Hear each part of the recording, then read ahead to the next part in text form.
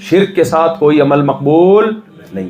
جو بھی دنیا میں غیرت والا ہوتا ہے, جو سربراہ ہو, سربراہ اپنی سربراہی میں کبھی شرکت برداشت نہیں کرتا. شوہر سربراہ ہوتا ہے نا, اس لیے ایک ہوتا ہے. خواتین کہتی ہیں ہر اسلام نے یہ کیوں کہا کہ ایک ہی میاں ہوگا, تو بھائی وہ سربراہ ہے اس لیے. اسلام میں عورت ماتحت ہوتی ہے, غلام نہیں ہوتی. ماتحت ہونا الگ چیز ہے, غلام ہونا الگ چیز. غلاموں کو تو اسلام آزاد کرنے کا حکم دیتا ہے, ماتحتوں کو تھوڑی آزاد کرنے کا, ورنہ تو کوئی ادارہ چلے گا ہی نہیں. حکومت سربراہ ہے, ہم کیا ہیں, ماتحت ہیں. اگر ماتحتوں کو سربراہوں کی سربراہی سے نکالنے کا اسلام حکم دے تو سارا نظام دنیا کا کیا ہو جائے گا, تل پٹ.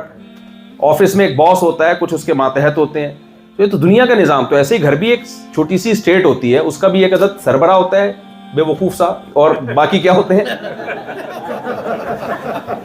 ماتحت ہوتے ہیں. تو سربراہ ایک ہی ہوتا ہے. تو اب وہ سربراہ, اب بیگم صاحبہ کہہ رہی ہیں کہ آپ بہت اچھے ہیں, آپ بہت اچھے ہیں, لیکن جو ہے کہ وسیم بھی بہت اچھا ہے. آپ بولو گے پھر وسیم ہی اچھا ہے بیگم. اگر آپ میں غیرت ہوگی, کیا خیال ہے, غیرت ہوگی, پھر بیگم وہی اچھا ہے, پھر میں اچھا نہیں ہوں. تو اللہ تو سب سے زیادہ غیرت والا ہے. اللہ کہتے ہیں نافرمانی کر لو گے نا, توبہ کر کے معاف کر دوں گا, معاف کر دوں گا. یہ نہیں کہ نافرمانی کر لیں آپ اس نیت سے کہ ہم توبہ کر لیں گے, یعنی وہ چھوٹا جرم ہے. میرے ساتھ کسی کو شریک کر دیا, اس کے سامنے سر جھکانا شروع کر دیا, تو پھر جتنا بھی نیک عمل کرتے رہو, مجھے اس تکلف کی ضرورت, تمہیں اس تکلف کی ضرورت نہیں. یہ ایسا ہی ہے جیسے آپ کی بیگم آپ کو صبح شام چائے بھی بنا کے پلا رہی ہے, پاؤں دبا رہی ہے اور بہت خدمتیں کر رہی ہے, لیکن بات جو وسیم بہت اچھا ہے. آپ کہو گے بیگم مجھے یہ خدمت نہیں چاہیے, نہیں جی میں خدمت کروں گی آپ کی, میں آپ کی, بھائی آپ غیرت ہوگی, نہیں ہوگی تو پھر آپ بولو گے ٹھیک ہے, تو آپ کو تو خدمت لینے دینا ہے. تو اللہ غیرت والا ہے. وہ کہتا ہے یار تم ہزاروں انسانوں کو کھانا کھلا دو, تم لاکھوں کروڑوں کی خدمت کرو, اگر تم میرے ساتھ کسی اور کو شریک کرتے ہو, مجھ سے بھی پکارتے ہو اور اسے بھی پکارتے ہو دعاؤں میں, جو عبادت معبود کی ہونی چاہیے وہ اس کا وہ حق غیروں کو بھی دے رہے ہو. کبھی مسجد میں آ کے میرے سامنے جھکتے ہو, کبھی کسی قبر پہ آ کے جھک جاتے ہو, میرے گھر کا بھی طواف کرتے ہو اور قبرستان کا بھی طواف کرتے ہو, قبروں کا بھی طواف کرتے ہو, مجھے بھی مشکل کشا کہتے ہو اور میرے علاوہ کو بھی مشکل کشا کہتے ہو. تو اللہ کہتے ہیں پھر اس عبادت کے تکلف کی ضرورت بولو نہیں, پھر اسی سے لا کے لینا. تو اس لیے چوتھی شرط اللہ نے بیان کی ہے. تو یہ 4 شرطیں جس میں پائی جائیں گی, اللہ کی نظر میں وہ کیا کہلائے گا, اچھا. تو اس کام کے لیے اللہ نے ہمیں دنیا میں بھیجا ہے. اب آخری بات بس, تو اس کا یہ مطلب نہیں ہے کہ اللہ ہم سے دنیا چھڑا رہا ہے. اسی کام میں اللہ نے بتا دیا کہ ان 4 شرطوں میں نے ایک دفعہ بھی کہا کہ دنیا چھوڑو ہے. بھائی میں نے کہا جو عمل کر رہے ہو کرو کس نیت سے, آخرت کی نیت. آپ ڈاکٹر بنو کس نیت سے, آخرت. وہ کیسے آخرت, بھائی میں لوگوں کا علاج کراؤں گا. ایک انسان کی جان بچانا, جب ساری انسانیت کی جان بچانا ہے تو ہزاروں انسان کی جان بچانے پر کیا اجر ملے گا. آپ اس نیت سے میڈیکل سائنس میں پڑھو. بھائی نہیں یاری میرا خیال بات سمجھ. وہ صحابی جو تجارت پہ نبی صلی اللہ علیہ وسلم کو لگایا, آخرت کی نیت سے نا, کہ بھائی بھیک مانگنے والا اللہ کو پسند نہیں ہے, اللہ کو اوپر والا ہاتھ پسند ہے, آپ کروڑ پتی بنو. حضرت عثمان رضی اللہ تعالیٰ عنہ ارب پتی تھے. جب ان کے تجارتی اونٹ شام سے آیا کرتے تھے نا, مدینہ کی زمین ہلتی تھی, اتنا بڑا اونٹوں کا قافلہ تجارتی مال لے کے آتا تھا, ارب پتی. تو نبی نے تو نہیں کہا کہ اے عثمان یہ دنیا مسافر خانہ ہے, چھوڑ دو, دیکھو میں تو ایک وقت کا کھاتا ہوں, ایک وقت مجھے میرے پاس کھانے کو نہیں ہوتا, اور تمہارے اربوں خربوں روپے کا بزنس ہو رہا ہے. نہ بھائی, یہ بزنس نہ ہوتا تو کیسے تعاون ہوتا, غریبوں کے ساتھ کیسے تعاون ہوتا, غلام آزاد کیسے ہوتے, مدینہ ایک اکنامکلی ایک مضبوط اسٹیٹ کیسے بنتی, اور دشمن کی آنکھوں میں آنکھیں ڈال کے بات کیسے کرتے. بہت سارے صحابہ مالدار تھے تو نبی نے ان کو منع نہیں کیا. جب اسلام دنیا میں آیا ہے تو سائنسی ترقی کی تو بنیاد ہی اسی وقت ہوئی ہے. کئی 100 سال تک مسلم سائنٹسٹ کے علاوہ کسی اور کا نام ہمیں ہسٹری میں نہیں ملتا. تو اسلام, یہ تو گورے کہتے ہیں کہ اسلام آنے کی وجہ سے سائنسی علوم کی بنیادیں رکھی گئی ہیں. تو کسی چیز سے منع نہیں کر رہا, 2 شرطیں لگا رہے, کام لیگل ہونا چاہیے. لیگل کس کی نظر میں, اللہ کی نظر. کچھ چیزیں گورنمنٹ کی نظر میں لیگل ہوتی ہیں, اللہ کی نظر میں لیگل نہیں ہوتی. وہ لیگل ہونا چاہیے. نمبر 2 نیت کیا ہونی چاہیے, آخرت. تو بس پھر ہر کام کیا ہے, ہر کام عبادت ہے, ہر کام نیکی ہے, ہر کام میں ثواب ملے گا. اور ایک آخری بات, میں نے کہا تھا یہ والی آخری, لیکن اب آخری ہے, سچی مچی والی آخری.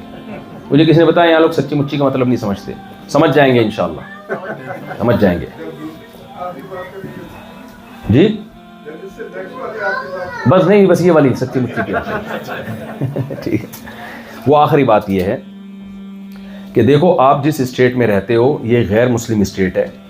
ہمارے بعض لوگ اس غلط فہمی کا شکار ہیں کہ اسلام میں غیر مسلم اسٹیٹ یا غیر مسلم کے حقوق نہیں ہیں. یہ بالکل 100% قرآن کے خلاف ہے. لا ينهاكم الله عن الذين لم يقاتلوكم في الدين، 28واں پارہ آپ اٹھا کے دیکھیں. اللہ کہتے ہیں جو غیر مسلم جن سے تمہاری جنگ نہیں ہے. تو میدان جنگ کے اصول کچھ اور ہوتے ہیں. جن سے جنگ نہیں ہے تو اللہ تمہیں ان سے اچھے سلوک کا حکم دے رہا ہے. صدقات و خیرات جیسے مسلمانوں پہ کرنے کا ثواب ملتا ہے، غیر مسلموں پہ کرنے کا بھی اسی طرح سے ثواب ملتا ہے. سمجھتے ہو کہ نہیں سمجھتے؟ دوسری بات یہ کہ جیسے کسی مسلم سے آپ معاہدہ کرتے ہیں تو معاہدہ توڑنا صغیرہ گناہ ہے یا کبیرہ گناہ ہے اسلام میں؟ حدیث میں بہت سخت لعنتیں ہیں اس عمل پہ، بہت شدید وعیدیں ہیں. لکل غادر لواء، جو معاہدہ کر کے توڑے گا نا اللہ قیامت میں اس کے ہاتھ میں ایک جھنڈا دے گا کہ اس کو پکڑ کے کھڑا رہے تاکہ ساری دنیا کو پتا چلے یہ معاہدہ توڑنے والا ہے. جیسے مسلم سے معاہدہ توڑنا حرام، غیر مسلم سے بھی بولو. آپ جب یہاں بزنس کرو، تجارت کرو، نہ کسی مسلم کو ٹوپی کراؤ نہ کسی غیر مسلم. سمجھتے ہو؟ معاہدوں کی کیا کرو؟ پابندی ہے. قرآن نے جہاں بھی اہل جنت کی صفات بیان کی ہے لِأَمَانَاتِهِمْ وَعَهْدِهِمْ رَاعُونَ، فرمایا امانتوں میں اور اپنے معاہدوں کو پورا کرتے ہیں. ایک واقعہ بس میں سنا کے اپنی بات ختم کرتا ہوں کہ اسی کو مکمل کرنے کے لیے نبی کا جب صلح حدیبیہ ہوئی مشرکین مکہ سے، جو جنگ جن سے باقاعدہ جنگ ہو رہی تھی، اس میں کیا معاہدہ ہوا تھا کہ بھئی وہاں سے کوئی مسلمان ہو کے ہمارے پاس آئے گا نا ہم اسے پناہ نہیں دیں گے بلکہ واپس کر دیں گے. یہ چیز مسلمانوں کے اگینسٹ جا رہی تھی لیکن معاہدہ ہو گیا. اتنے میں حضرت ابو جندل آتے ہیں، ہاتھوں میں بیڑیاں ہیں، بھاگ کے آئے، مسلمان ہو کے آئے. آپ صلی اللہ علیہ وسلم نے انہیں پکڑ کے مشرکین کے حوالے کر دیا. کیوں؟ ہمارا ایگریمنٹ ہوا ہے. وہ کہہ رہے ہیں یا رسول اللہ مجھے ان کے حوالے کر رہے ہو، لیکن آپ خاموش. تو اس سے پتہ چلتا ہے بھائی جو بھی ایگریمنٹ ہوگا یا تو کرو ہی نہیں ایگریمنٹ، جب ہو گیا تو آپ کو اس کی پاسداری کرنی پڑے گی. پھر یہ نہیں ہے کہ یہ اچھی حکومت ہے یا یہ بری حکومت ہے. پاکستان میں ایک صاحب نے لال بتی توڑ کے نا آگے جا رہے ہیں. میں نے کہا بھائی یہ غیر قانونی ہے اور ٹکر بھی ہو جائے گی. وہ کہتے ہیں میں اس حکومت کو مانتا ہی نہیں ہوں. میں نے کہا تمہارے ماننے نہ ماننے سے حکومت کی ڈیفینیشن یہ ہے جس کے پاس قوت نافذہ ہو. اسلام نے ہر چیز میں ہمیں گائیڈ کیا ہے. مسلم ہونا غیر مسلم ہونا ایک الگ بحث ہے. گورنمنٹ اسے کہتے ہیں جس کے پاس ڈنڈا ہو، قوت نافذہ جو فقہ کی ایک ٹرم ہے. جب وہ کوئی قانون بنائے تو اس کا امپلیمنٹ کر سکتا ہو. جو بھی کرے چاہے حبشی غلام ہی کیوں نہ ہو، حدیث سے پتہ چلتا ہے، چاہے وہ باصلاحیت ہو یا نہ ہو، عورت ہو یا مرد ہو، غلام ہو. غلام کو شریعت میں حکومت کی اجازت نہیں ہے لیکن بن گیا تو بن گیا. تو اب اگر اس سے کوئی ایگریمنٹ ہوتا ہے تو آپ کو اس ایگریمنٹ کو پورا کرنا پڑے گا. تو آپ جو یہاں امریکہ میں رہ رہے ہیں یہ کوئی پیپر ویپر تو ہوگا نا جس پہ آپ نے سائن کیا ہوگا، کوئی ایگریمنٹ تو ہوا ہوگا نا گورنمنٹ سے. کیا خیال ہے؟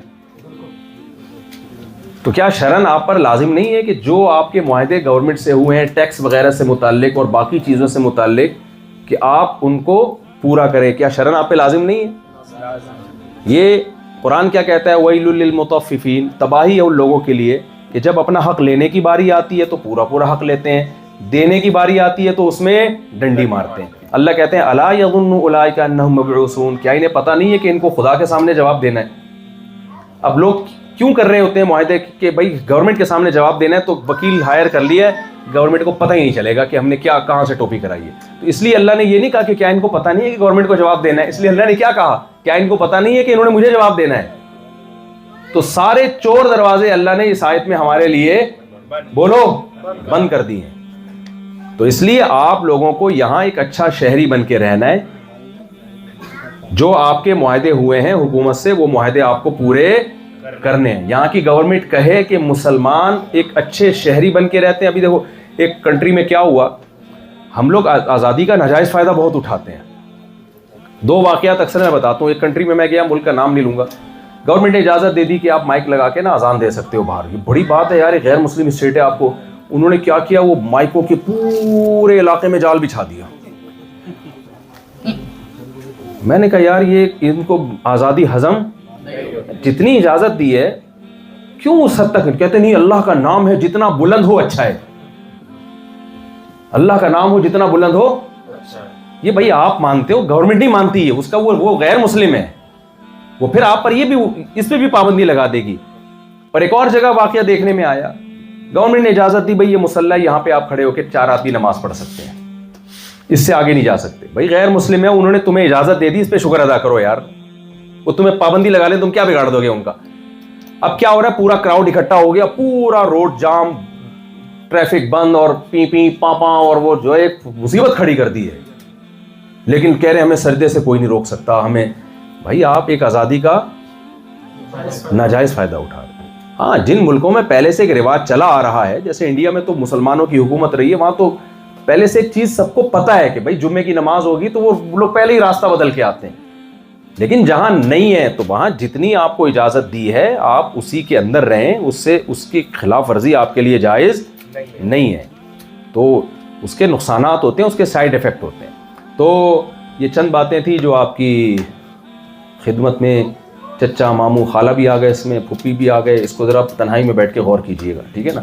ایسا نہ ہو آپ کے بچوں کو اور بچوں کے بچوں کو پھوپھیاں, خالائیں, ماموں ملے ہی نہیں, پوتوں میں جا کے یہ سائیڈ ایفیکٹ ظاہر ہوتے ہیں. تو اللہ تعالیٰ سمجھنے کی عمل کی توفیق عطا فرمائے, اور جو کچھ جو کہا سنا اس میں جو کمی کوتاہی ہوئی اللہ تعالیٰ معاف فرمائے.